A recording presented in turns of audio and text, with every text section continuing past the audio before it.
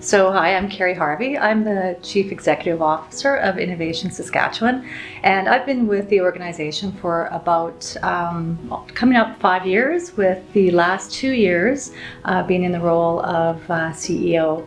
So my name is Rebecca Gibbons. I'm the Executive Director of Operations. I've been with Innovation Saskatchewan a whole 15 months in pandemic time, which translates to something a little bit longer. So Innovation Saskatchewan is a government agency with the mandate of driving the innovation priorities of the province. And we really do have an economic development focus to what we do.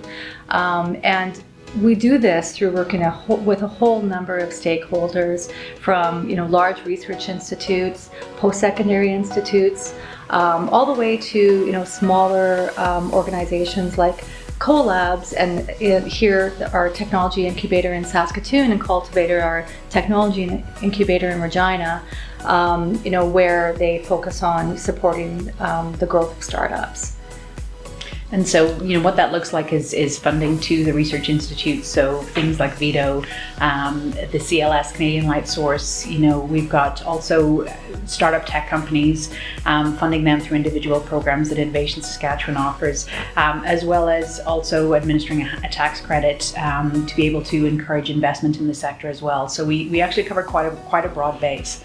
So innovation for me is really the application or the implementation of ideas that results in something that becomes value added for somebody, some customer, citizens, individuals. And I think that creativity is really the seed of innovation, but without actually applying and implementing the idea to something that to grow and scale, it really just remains an idea.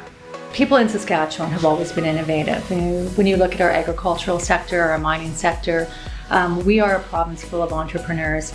And what we're really seeing now is that there's a revolution of innovation moving into other areas. So when we look at big software companies that are growing in Saskatchewan, like Vendasta, which just recently closed an investment round of just under $120 million, which is the largest tech investment in the province's history. They've grown from 300 to 600 employees in the last 2 years. Other companies like Seven Shifts and Kirby are other examples that just show that we have the talent, we have the people, and we have the resources to be able to grow the sector here in the province.